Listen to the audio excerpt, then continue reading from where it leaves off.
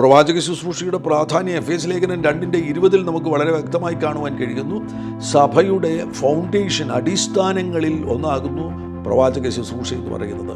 യേശുക്രിസ്തു സഭയുടെ മൂലക്കല്ലായിരിക്കെ അപ്പോസ്തലന്മാരുടെ മേലും പ്രവാചകന്മാരുടെ മേലുമാകുന്നു സഭ പണിതിരിക്കുന്നത്. അവരും അടിസ്ഥാന കല്ലുകളാണ്. അത്രമാത്രം ഗൗരവമേറിയ ഒരു ശുശ്രൂഷയാകുന്നു പ്രവാചക ശുശ്രൂഷ. പ്രവാചക ശുശ്രൂഷയോട് ചേർന്ന് വരുന്ന ഒരു പ്രധാനപ്പെട്ട കാര്യമാകുന്നു പക്ഷപാത പ്രാർത്ഥന എന്ന് പറയുന്നത്, ഇൻ്റർസെഷൻ എന്ന് പറയുന്നത്. പ്രാർത്ഥന എന്ന് പറയുന്നത് പ്രവാചക ശുശ്രൂഷയിൽ നിന്നും നമുക്ക് മാറ്റി നിർത്തുവാൻ കഴിയത്തില്ല. നിങ്ങൾ പ്രവാചക ശുശ്രൂഷയിലേക്ക് പ്രവേശിക്കണമെന്ന് ആഗ്രഹിക്കുകയാണെങ്കിൽ തന്നെ നിങ്ങൾ പ്രാർത്ഥനാ മനുഷ്യരായിട്ട് മാറേണ്ടത് ആവശ്യമാണ്.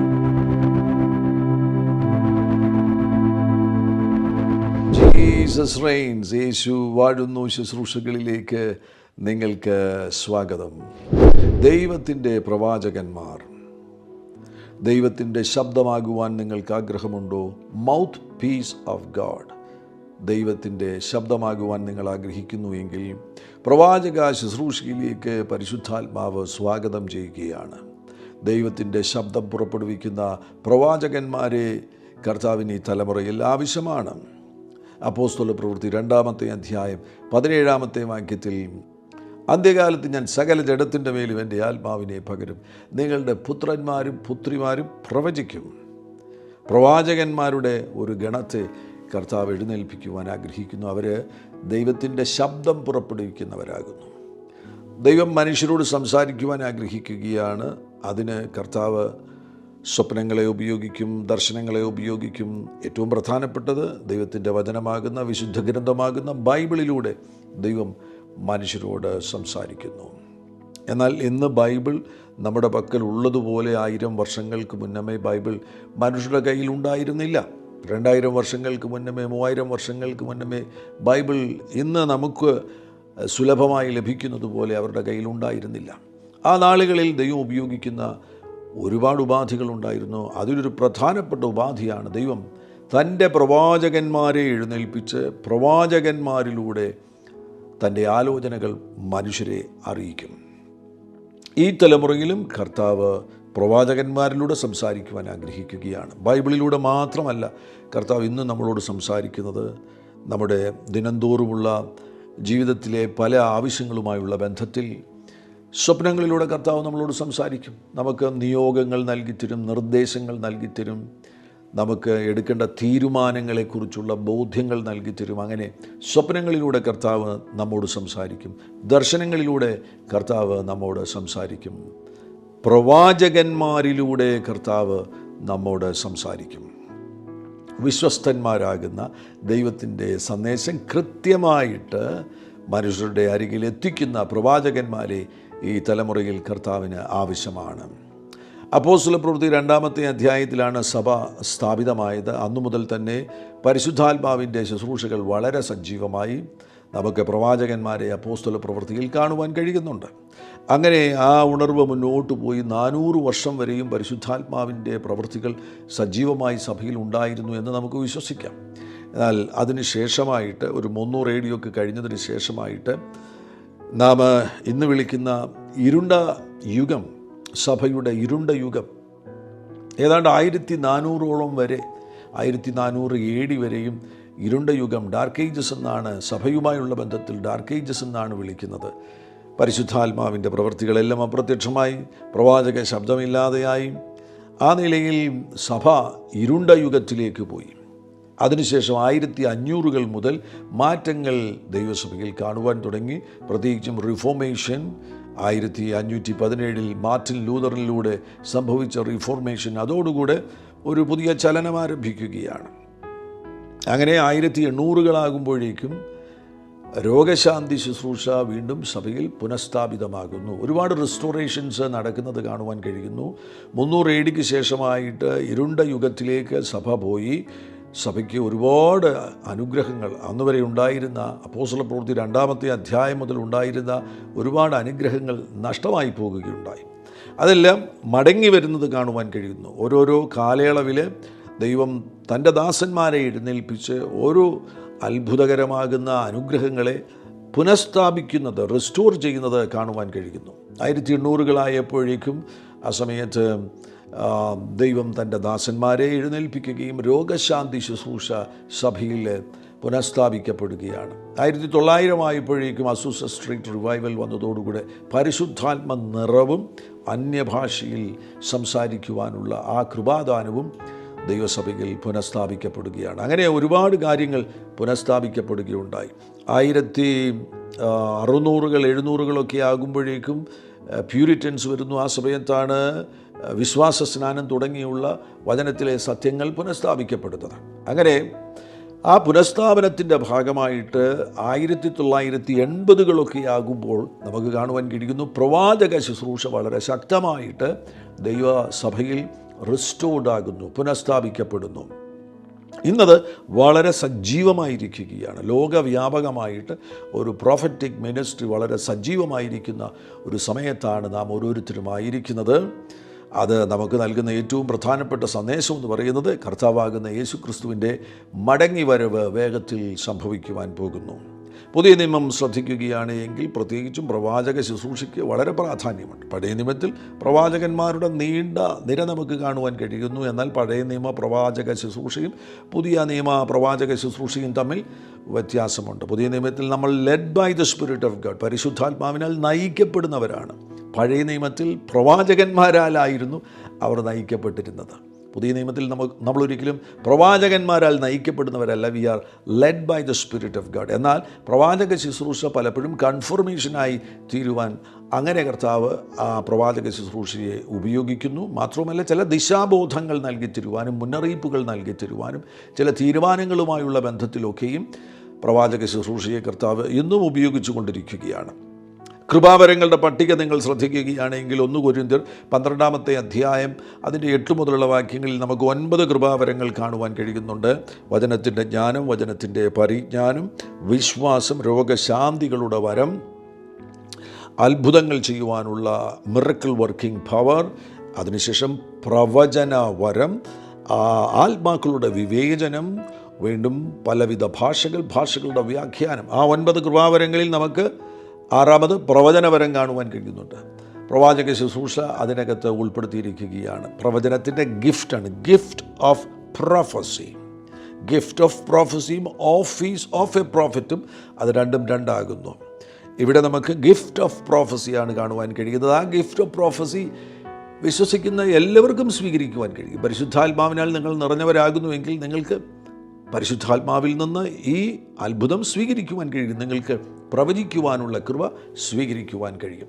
വീണ്ടും റോമാലേഖനത്തിലേക്ക് പോവുകയാണെങ്കിൽ റോമാലേഖനം 12-ാമത്തെ അധ്യായത്തിലും 7 കൃപാവരങ്ങളെക്കുറിച്ച് പറയുന്നുണ്ട്. അവിടെ തുടങ്ങുന്നത് തന്നെ പ്രൊഫസിയിലാണ്, പ്രവചനത്തിലാണ് തുടങ്ങുന്നത്. പ്രവചനത്തിൽ തുടങ്ങുന്നു.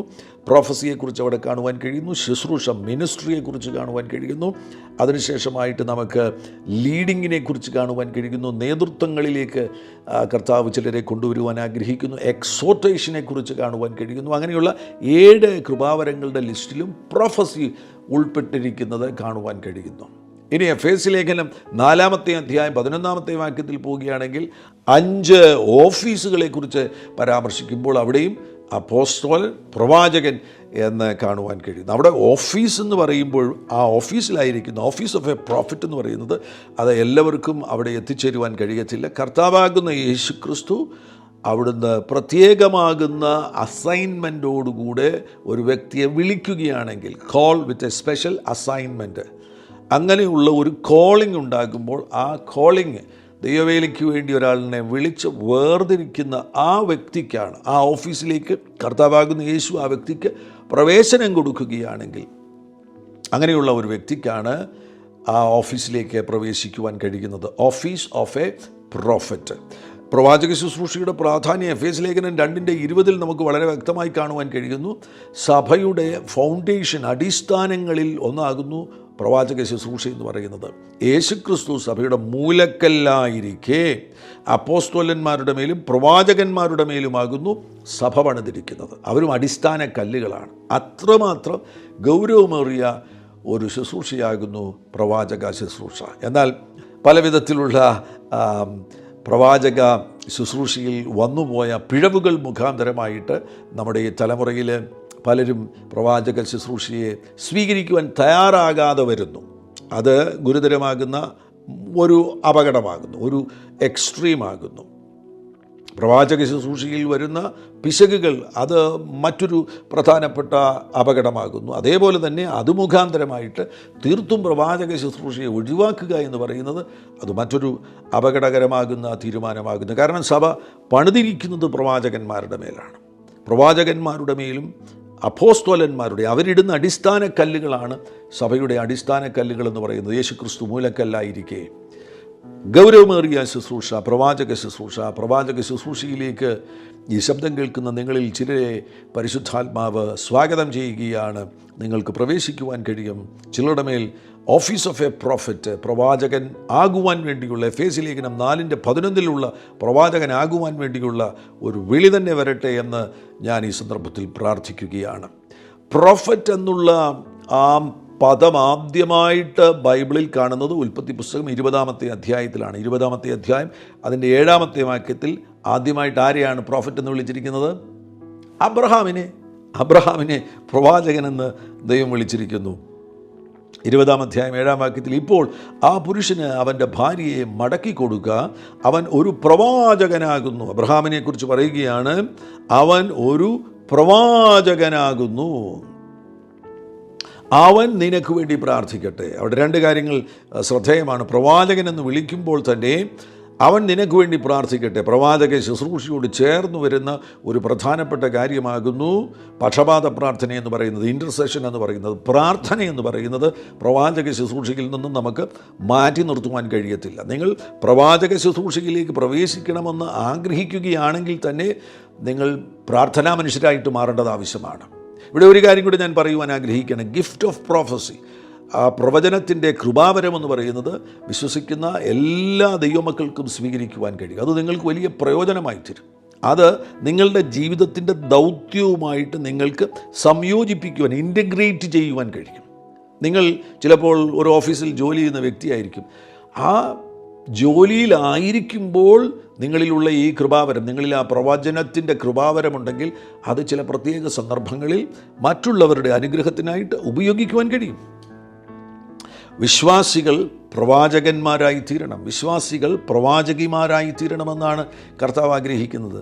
കാരണം അവർ സഭയിൽ വന്ന് പ്രവചിക്കുക, വിശ്വാസികളോട് തന്നെ പ്രവചിക്കുക എന്നതല്ല. അവർക്ക് ആ കൃപാവരമുണ്ടെങ്കിൽ ചില പ്രത്യേക സന്ദർഭങ്ങളിൽ അവരുടെ ഉള്ളിൽ പരിശുദ്ധാത്മാവ് അവർക്ക് പ്രേരണ കൊടുക്കുന്ന സന്ദർഭങ്ങളിൽ മറ്റുള്ളവരുടെ വിടുതലിന് വേണ്ടി ആ കൃപയെ അവർക്ക് ഉപയോഗിക്കുവാൻ കഴിയും. 1-2 ഉദാഹരണങ്ങൾ പറയുകയാണ് എങ്കിൽ, ഒരിക്കൽ ഒരു സഹോദരൻ കുവൈറ്റിൽ ജോലി ലഭിച്ച് കുവൈറ്റിൽ പോകുകയുണ്ടായി. കുവൈറ്റിൽ ചെന്നു ജോലിയിൽ പ്രവേശിച്ചു കഴിഞ്ഞപ്പോൾ തനിക്ക് യാത്ര ചെയ്യുവാൻ ഒരു കാർ ആവശ്യമാണ്. അപ്പോൾ താൻ ഒരു കാർ വാങ്ങുവാൻ വേണ്ടി ആഗ്രഹിച്ചു. എന്നാൽ ചെറിയൊരു കൺഫ്യൂഷൻ ഉണ്ടായി. ഏത് കാർ വാങ്ങണം, എങ്ങനെയുള്ള കാർ വാങ്ങണം, സെക്കൻഡ് ഹാൻഡ് വാങ്ങണമോ, പുതിയ കാർ വാങ്ങണമോ, ഇങ്ങനെയുള്ള ഒരു കൺഫ്യൂഷൻ ഉണ്ടായ സന്ദർഭത്തിൽ അദ്ദേഹം തന്നെ ഒരു സുഹൃത്താകുന്ന ഒരു വിശ്വാസിക്ക് ഫോൺ ചെയ്തു. അവർ തമ്മിൽ സംസാരിച്ച് കഴിഞ്ഞപ്പോൾ ആ വിശ്വാസിയോട് പറഞ്ഞു, ഞാനൊരു കാർ വാങ്ങാൻ ആഗ്രഹിക്കുന്നു, ഞാൻ കുവൈറ്റിൽ വന്നു, ജോലിയിൽ പ്രവേശിച്ചു, ഞാനൊരു കാർ വാങ്ങുവാൻ ആഗ്രഹിക്കുന്നു, ഏത് കാർ വാങ്ങണമെന്ന് അറിയത്തില്ല, എനിക്ക് വേണ്ടി ഒന്ന് പ്രാർത്ഥിക്കുമോ എന്ന് ചോദിച്ചു. അപ്പോൾ അദ്ദേഹം പ്രാർത്ഥിച്ചു. ആ വിശ്വാസി ഓവർ ദ ഫോൺ പ്രാർത്ഥിച്ചു പറഞ്ഞു, നീ കുവൈറ്റിൽ കാർ വാങ്ങരുത്. അതെന്താ? നീ 3 മാസത്തിലധികം കുവൈറ്റ് നിൽക്കത്തില്ല, നീ അവിടെ നിന്ന് വേറൊരു രാജ്യത്തിലേക്ക് പോകുവാൻ പോകുന്നു. ഈ വിശ്വാസി ഞെട്ടിപ്പോയി. കാരണം അദ്ദേഹം ജോലി ലഭിച്ച് കുവൈറ്റിൽ വന്നിരിക്കുന്നത് സ്ഥിരതാമസത്തിന് വേണ്ടിയാണ്. ഈ ജോലി നിലനിൽക്കുന്ന ജോലി എന്നാണ് താൻ കരുതിയിരിക്കുന്നത്. എന്നാൽ തനിക്കറിയാം ആ പറഞ്ഞ ദൈവപൈതൽ അദ്ദേഹത്തിൻ്റെ പ്രവാചക ശബ്ദം അത് ഗൗരവമായി എടുക്കണമെന്ന് തനിക്ക് മനസ്സിലായതുകൊണ്ട് കാർ വാങ്ങിയില്ല. അദ്ദേഹം പറഞ്ഞതുപോലെ സംഭവിച്ചു. 3 മാസത്തിനുള്ളിൽ തൻ്റെ ജോലിക്ക് മാറ്റം സംഭവിച്ചു, ചില കാര്യങ്ങളൊക്കെ സംഭവിച്ചു. തനിക്ക് കുവൈറ്റിൽ നിന്ന് ബഹ്റൈനിലേക്ക് പോകേണ്ടതായിട്ട് വന്നു. ബഹ്റൈനിൽ തനിക്ക് സ്ഥിരമായിട്ടുള്ള ജോലി ലഭിക്കുകയും താൻ ബഹ്റൈനിലേക്ക് പോകുകയും ചെയ്തു. ബഹ്റൈനിൽ ചെന്നതിന് ശേഷം കാർ വാങ്ങുകയും ചെയ്തു. യാത്ര ചെയ്യാൻ കാർ ആവശ്യമാണല്ലോ. കുവൈറ്റിൽ വെച്ച് കാർ വാങ്ങിയിരുന്നു എങ്കിൽ അത് വലിയൊരു നഷ്ടമായി തീരുമായിരുന്നു. അത് പിന്നെ വിൽക്കാൻ വേണ്ടി നടക്കണം, വിൽക്കാനൊന്നും ഒക്കത്തില്ല. വിറ്റാൽ തന്നെ അതിന് വലിയ പണമൊന്നും തിരികെ ലഭിക്കാൻ പോകുന്നില്ല. ചില ചെറിയ ദിവസങ്ങളുടെ ഇടയിൽ, ഒരു ചെറിയ ഗ്യാപ്പിനിടയിൽ അത് വിൽക്കണമല്ലോ. അപ്പോൾ ആ പ്രവാചക ശബ്ദം എന്ന് പറയുന്നത് തനിക്ക് വലിയ ഉപകാരമായി തീർന്നു. നിങ്ങളിപ്പോൾ ഓഫീസിൽ ജോലി ചെയ്യുന്ന ഒരു മാനേജറാണ്. ഒരു ഉദാഹരണം പറയുകയാണെങ്കിൽ ഒരു മാനേജർ, ഓഫീസിൻ്റെ മാനേജർ ഒരു ദിവസം തൻ്റെ സഹപ്രവർത്തകനാകുന്ന ഒരു ജോലിക്കാരൻ മുറിയിലേക്ക് കയറി വന്നപ്പോൾ തനിക്ക് പെട്ടെന്ന് തൻ്റെ ഹൃദയത്തിൽ ഒരു പ്രവാചക ശബ്ദം, ഒരു ദൈവത്തിൻ്റെ ശബ്ദം തനിക്കിങ്ങനെ ബോധ്യമായി വരികയാണ്. ആ കൂട്ടുകാരനോട് ചോദിച്ചു, എടാ നിൻ്റെ വീട്ടിൽ കുഴപ്പമാണല്ലോ, നീയും ഭാര്യയും തമ്മിൽ നല്ല അടിയാണല്ലോ, നീ അവളെ ഡിവോഴ്സ് ചെയ്യണമെന്നൊക്കെ തീരുമാനിച്ചിരിക്കുകയാണോ? ആ വന്ന മനുഷ്യൻ നടുങ്ങിപ്പോയി. അയാൾ വിറയ്ക്കാൻ തുടങ്ങി. ശരിയായിരുന്നു, ഈ പറഞ്ഞത് വളരെ കൃത്യമായിരുന്നു. അയാൾ വീട്ടിൽ നല്ല വഴക്കാണ്, ഭാര്യയുമായിട്ട് വഴക്കാണ്. ഇയാൾ ഈ വഴക്ക് മൂലം സമാധാനം നഷ്ടപ്പെട്ടിട്ട് ഈ കുടുംബബന്ധം അങ്ങ് അവസാനിപ്പിച്ചേക്കാമെന്ന് ചിന്തിച്ചിരിക്കുന്ന സന്ദർഭത്തിലാണ് മാനേജറായിരിക്കുന്ന ഈ മനുഷ്യൻ തൻ്റെ മാനേജർ എന്ന ആ പദവിയോട് ചേർത്ത് പ്രവചനം എന്ന കൃപാവരത്തെ ഇൻ്റഗ്രേറ്റ് ചെയ്തു, സംയോജിപ്പിക്കുകയുണ്ടായി. ഫലം എന്താണ്? ഒരു മനുഷ്യൻ വിടുവിക്കപ്പെട്ടു, തൻ്റെ കുടുംബം രക്ഷപ്പെട്ടു. ആ കുടുംബം തകർന്നു പോകേണ്ടതായിരുന്നു. അവരെ വിളിച്ചു, സമാധാനം പറഞ്ഞു, പ്രാർത്ഥിച്ചു, കൗൺസിലിങ്ങിന് വിട്ടു, പ്രശ്നങ്ങൾ പരിഹരിക്കാനുള്ള ജ്ഞാനത്തെ പകർന്നു കൊടുത്തു. ആ കുടുംബം രക്ഷപ്പെടുകയുണ്ടായി. അവർ വിശ്വാസത്തിലേക്ക് വരത്തക്കവണ്ണമുള്ള വാതിലുകൾ തുറക്കപ്പെടുകയാണ്. ഇതാ നോക്കുക, നിങ്ങൾ ചിലപ്പോൾ ഒരു കച്ചവടക്കാരനായിരിക്കാം, നിങ്ങൾ ചിലപ്പോൾ ഒരു കൃഷിക്കാരനായിരിക്കാം, നിങ്ങൾ ചിലപ്പോൾ ഒരു ഓഫീസിലെ മാനേജറായിരിക്കാം, നിങ്ങൾ ചിലപ്പോൾ ഒരു ഓഫീസിലെ ഒരു പ്യൂണായിരിക്കാം. ഏത് ഇടത്താണെങ്കിലും നിങ്ങൾ ചെയ്യുന്ന ആ ഭൗതിക ദൗത്യത്തോടുകൂടെ നിങ്ങൾക്ക് പ്രൊഫറ്റിക് മിനിസ്ട്രിയെ ഇൻ്റഗ്രേറ്റ് ചെയ്യുവാൻ കഴിയും. ഫലം എന്തായിരിക്കും? കൂട്ടമായിട്ട് ആളുകൾ വിശ്വാസത്തിലേക്ക് വരും. നമ്മുടെയൊക്കെ വിശ്വാസികൾ എന്ന് പറയുന്നത് ഇപ്പോഴത്തെ ഒരു സാഹചര്യത്തിൽ അവർ ചർച്ചിൽ മാത്രമേ പ്രവചിക്കുകയുള്ളൂ, വേറെ എങ്ങും പോയി അവർ പ്രവചിക്കുകയില്ല. അതിനുള്ള സാഹചര്യം അവർ ഉണ്ടെങ്കിൽ തന്നെ പല കാരണങ്ങൾ കൊണ്ട് ആ കൃപകളെ അവരുപയോഗിക്കാറില്ല. വിശ്വാസിയോട് തന്നെ പ്രവചിച്ചിട്ട് വലിയ കാര്യമില്ലേ? വിശ്വാസികൾ യഥാർത്ഥത്തിൽ led by the spirit of ഗോഡാണ്. അവരെ പരിശുദ്ധാത്മാവാണ് നയിക്കുന്നത്. അവർ തനിയെയാണ് പരിശുദ്ധാത്മാവിലൂടെ അവർക്കുള്ള ആലോചനകളെ സ്വീകരിക്കേണ്ടത്. എന്നാൽ കൺഫർമേഷന് വേണ്ടി പ്രവാചക ശുശ്രൂഷയെ ഉപയോഗിക്കുകയും ചെയ്യാം. ഈ നിലയിൽ ഈ തലമുറയിൽ കർത്താവ് ഒരത്ഭുതം ചെയ്യുവാൻ പോകുകയാണ്. ഈ ശബ്ദം കേൾക്കുന്ന പലരെയും, നിങ്ങൾ ചിലപ്പോൾ ഒരു ബിസിനസ്സിലായിരിക്കും, നിങ്ങൾ ചിലപ്പോൾ ഒരു ഓഫീസ് മാനേജറായിരിക്കും, നിങ്ങളായിരിക്കുന്ന ആ സ്ഥാനത്ത് ഈ ശുശ്രൂഷയെ ഇൻ്റഗ്രേറ്റ് ചെയ്യുവാൻ തക്കവണ്ണം, സംയോജിപ്പിക്കുവാൻ തക്കവണ്ണമുള്ള ഒരു പ്രത്യേകമാകുന്ന ഫേവർ പരിശുദ്ധാത്മാവ് അയക്കുവാൻ പോകുന്നു. ഞാൻ അബ്രഹാമിനെ കുറിച്ച് പറഞ്ഞല്ലോ, അതിലേക്ക് മടങ്ങി വരികയാണ്. അബ്രഹാം, അദ്ദേഹത്തെയാണ് ആദ്യമായിട്ട് ബൈബിളിൽ പ്രവാചകൻ എന്ന് വിളിച്ചിരിക്കുന്നത്. അവിടെ എബ്രായ ഭാഷയിൽ ഉപയോഗിച്ചിരിക്കുന്ന വാക്ക് നബി എന്നാണ്.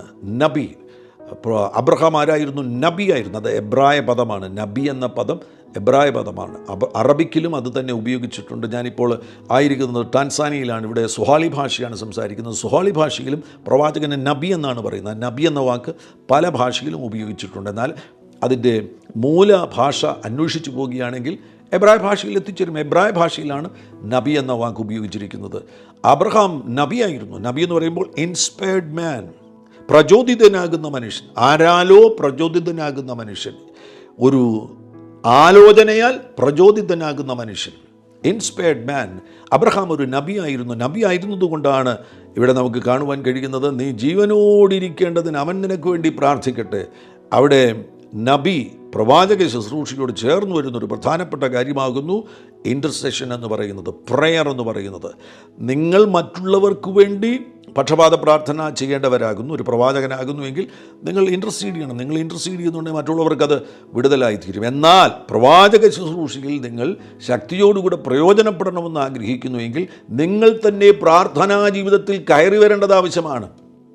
അസാധാരണമാകുന്ന ഒരളവിൽ പ്രാർത്ഥനാ ജീവിതത്തിൽ കയറി വരുമ്പോഴാകുന്നു നിങ്ങൾക്ക് ഗിഫ്റ്റ് ഓഫ് പ്രോഫസിയെ സജീവമാക്കുവാൻ കഴിയുന്നത്. ഇങ്ങനെയുള്ളവരോട് കർത്താവ് തൻ്റെ രഹസ്യങ്ങളെ വെളിപ്പെടുത്തുവാൻ ആഗ്രഹിക്കുകയാണ്. ഉൽപ്പത്തി പുസ്തകം 18-ാമത്തെ അധ്യായം 17-ാമത്തെ വാക്യത്തിൽ യഹോവയാകുന്ന ദൈവം പറയുന്നത് ശ്രദ്ധിക്കുക. അപ്പോൾ യഹോവ അരുളി ചെയ്തത്, ഞാൻ ചെയ്യുവാനിരിക്കുന്നത് അബ്രഹാമിനോട് മറച്ചു വയ്ക്കുമോ? കാരണം എന്താണ്? അബ്രഹാം ഒരു പ്രവാചകനാണ്, ദൈവത്തിൻ്റെ മൗത്ത് പീസാണ്, ദൈവത്തിൻ്റെ ശബ്ദമാണ്. ദൈവത്തിൻ്റെ ശബ്ദമാകുന്ന അബ്രഹാമിനോട് ഞാൻ ചെയ്യുവാനിരിക്കുന്നത് മറച്ചു വയ്ക്കുമോ? സോദോമിൽ ഗോമോറയിൽ സംഭവിക്കുവാൻ പോകുന്നതിനെക്കുറിച്ച് അബ്രഹാമിനോട് ദൈവം മറച്ചു വയ്ക്കുന്നില്ല. അബ്രഹാമിനോട് കർത്താവ് അത് വെളിപ്പെടുത്തുകയാണ്, അത് പറഞ്ഞു കൊടുക്കുകയാണ്. സോദോമിൻ്റെ മേൽ ന്യായവിധി വരുവാൻ പോകുന്നു, ഗോമോറയുടെ മേൽ ന്യായവിധി വരുവാൻ പോകുന്നു. അത് വെളിപ്പെട്ട് കിട്ടുമ്പോൾ അബ്രഹാം ഉടനടി ചെയ്യുന്നത് എന്താണെന്ന് അറിയാമോ? Prophetic intercession. നിങ്ങൾക്ക് ഇങ്ങനെയുള്ള കാര്യങ്ങൾ പരിശുദ്ധാത്മാവ് വെളിപ്പെടുത്തി തരും. മറ്റുള്ളവരെക്കുറിച്ചുള്ള കാര്യങ്ങൾ വെളിപ്പെടുത്തി തരും. അടുത്തുള്ള വീട്ടുകാരെക്കുറിച്ചുള്ള കാര്യങ്ങൾ പരിശുദ്ധാത്മാവ് നിങ്ങൾക്ക് വെളിപ്പെടുത്തി തരും. നിങ്ങളുടെ ദേശത്തെക്കുറിച്ചുള്ള കാര്യങ്ങൾ പരിശുദ്ധാത്മാവ് പ്രവാചക ശുശ്രൂഷയിൽ വെളിപ്പെടുത്തി തരും. ആ സന്ദർഭത്തിൽ അത് ഒരു ജഡ്ജ്മെൻ്റാണ് വരാൻ പോകുന്നത്, ദൈവത്തിൻ്റെ ന്യായവിധി വരുവാൻ പോകുന്നു, ഒരു നെഗറ്റീവായിട്ടുള്ള കാര്യമാണ് സംഭവിക്കുവാൻ പോകുന്നത് എന്നറിയുമ്പോൾ അവർക്ക് വേണ്ടി പ്രോഫറ്റിക് ഇൻ്റർസെഷൻ, സോദോം ഗോമോറയ്ക്ക് വേണ്ടി അബ്രഹാം പ്രോഫറ്റിക് ഇൻ്റർസെഷൻ നടത്തുന്നത് നമുക്ക് കാണുവാൻ കഴിയുന്നുണ്ട്. അബ്രഹാമിൻ്റെ പ്രാർത്ഥനയ്ക്ക് മറുപടി ലോത്തിൻ്റെ വിടുതലും ലോത്തിൻ്റെ 2 മക്കളുടെ വിടുതലും മാത്രമേ സംഭവിച്ചുള്ളൂ. ലോത്തിൻ്റെ ഭാര്യ പോലും ഇല്ലാതെയായിപ്പോയി.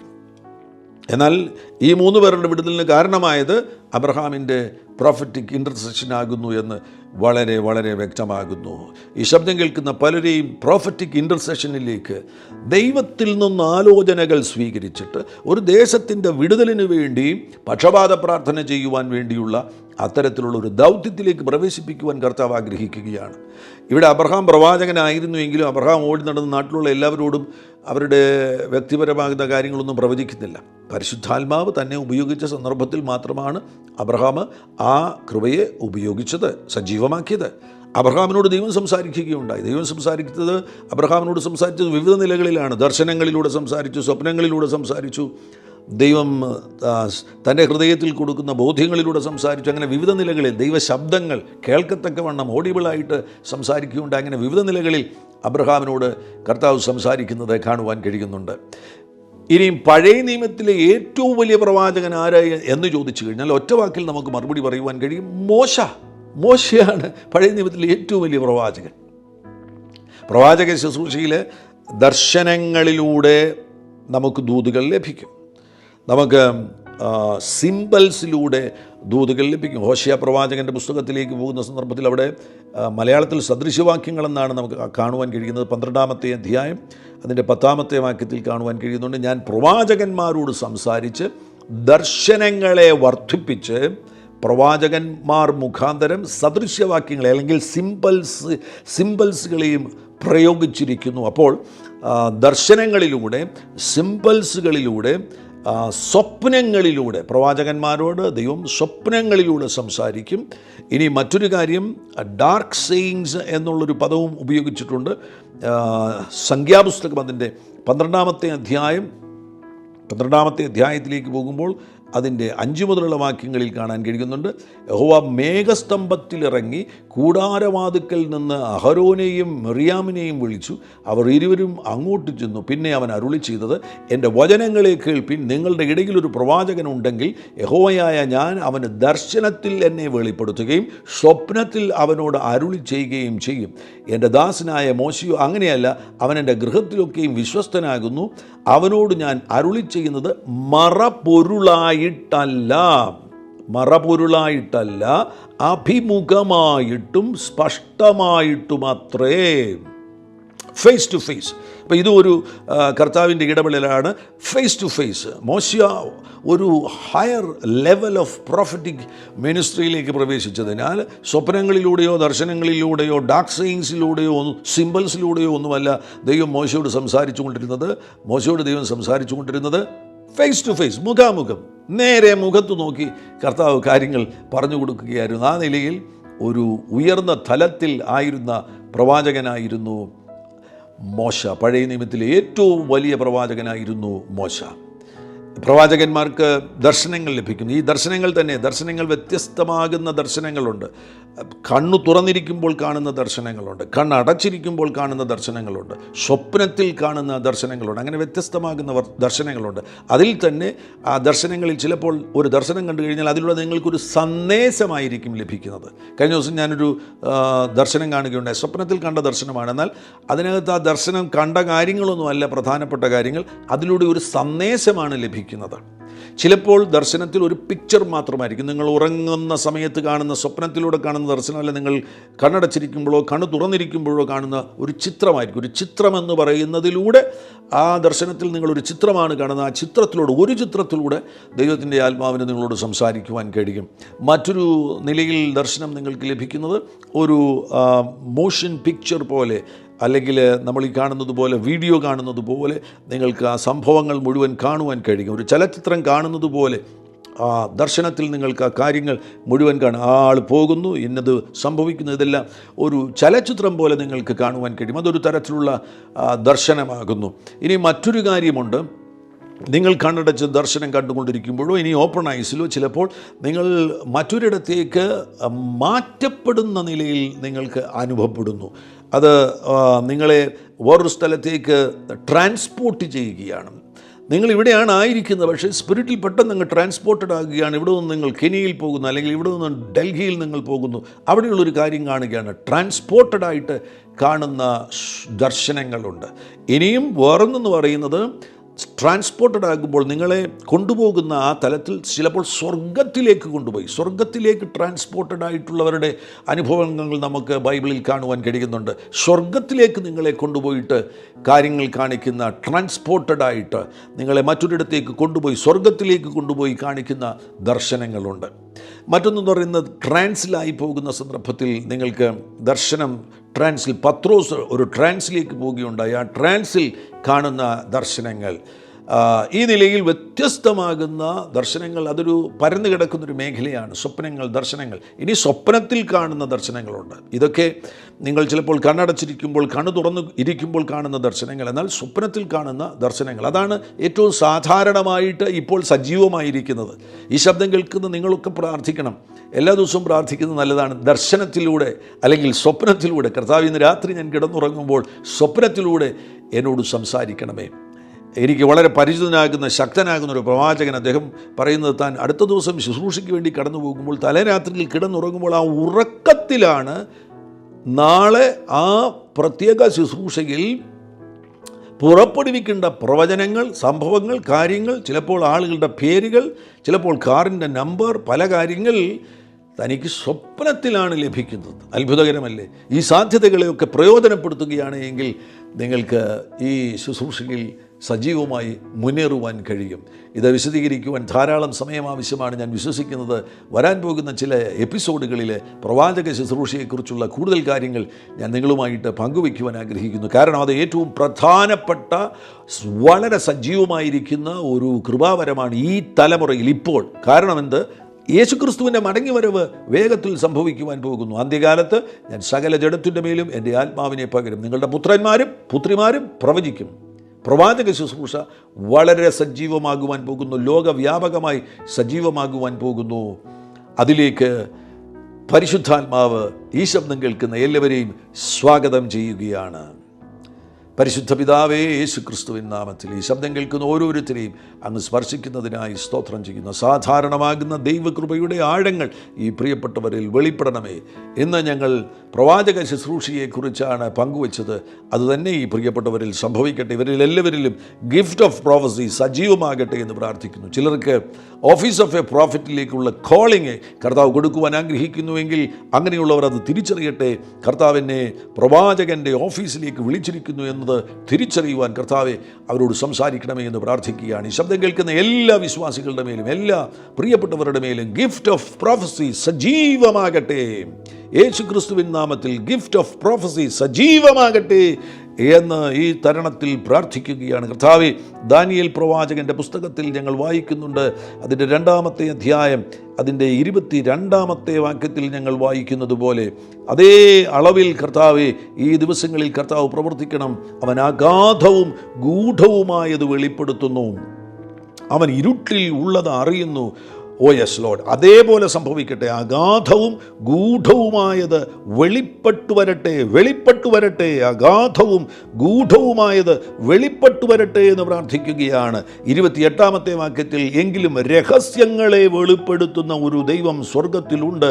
രഹസ്യങ്ങളെ വെളിപ്പെടുത്തി കൊടുക്കണമേ. ഭാവി കാലത്ത് സംഭവിക്കാനിരിക്കുന്നത് ഈ പ്രിയപ്പെട്ടവരെ അറിയിക്കണമേ എന്ന് പ്രാർത്ഥിക്കുകയാണ്. ഞങ്ങൾ ഈ വചനങ്ങളെ ഇപ്പോൾ സ്വീകരിക്കുന്നു, ക്ലെയിം ചെയ്ത് പ്രാർത്ഥിക്കുകയാണ്. ദാനിയേൽ 2:22, ദാനിയേൽ 2:28 ഞങ്ങൾ ക്ലെയിം ചെയ്ത് പ്രാർത്ഥിക്കുന്നു. അത്ഭുതങ്ങൾ അങ്ങ് ചെയ്യുന്നതിനായി സ്തോത്രം. ഒരു പകർച്ച ഇപ്പോൾ ഈ ശബ്ദം കേൾക്കുന്നവരുടെ മേൽ സംഭവിക്കട്ടെ. അവരുടെ അധരങ്ങൾ ദൈവത്തിൻ്റെ മൗത്ത് പീസുകളായി തീരട്ടെ, ദൈവത്തിൻ്റെ ശബ്ദമായി തീരട്ടെ. ഈ പ്രിയപ്പെട്ടവർ ഓരോരുത്തരും അങ്ങ് അത്ഭുതങ്ങൾ ചെയ്യുന്നതിനായി സ്തോത്രം ചെയ്യുന്നു. സകല മഹത്വവും അങ്ങയ്ക്ക് യേശുക്രിസ്തുവിൻ നാമത്തിൽ തന്നെ. ആമേൻ, ഹല്ലേലൂയ, ഗ്ലോറി ടു ജീസസ്, ഹല്ലേലൂയ. ഈ എപ്പിസോഡ് കാണുവാൻ നിങ്ങൾ കാണിച്ച താല്പര്യത്തെ പ്രത്യേകമായി അഭിനന്ദിക്കുകയാണ്. തീർച്ചയായിട്ടും ഈ സന്ദേശം നിങ്ങൾ മറ്റുള്ളവരുമായിട്ട് പങ്കുവയ്ക്കണം. മാത്രവുമല്ല, ഈ ചാനൽ ഇതുവരെയും നിങ്ങൾ സബ്സ്ക്രൈബ് ചെയ്തിട്ടില്ല എങ്കിൽ സബ്സ്ക്രൈബ് ചെയ്യുവാൻ വിനയപരിശ്രമം ഓർപ്പിക്കുന്നു. കർത്താവാകുന്ന യേശു നിങ്ങളുടെ കൂടെയിരിക്കും. God bless you. ആമേൻ.